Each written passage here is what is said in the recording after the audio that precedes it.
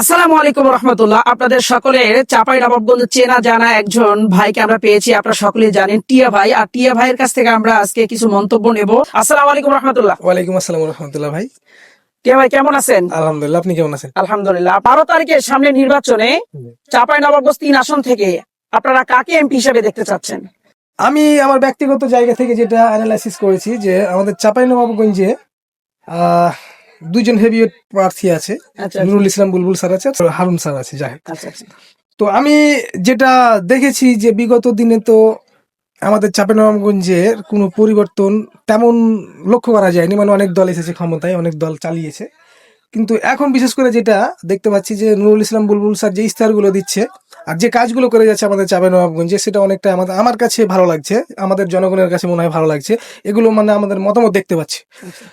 তো আমার কাছে ব্যক্তিগত মনে হয় আমাদের চাঁপাইনবাবগঞ্জে যদি নুরুল ইসলাম বুলবুল স্যার বিজয়ী হতে পারে, তো ইনশাল্লাহ হয়তো বা আমাদের চাঁপাইনবাবগঞ্জ অনেকটাই সমৃদ্ধশালী হবে এবং ভালো কিছু করতে পারবে।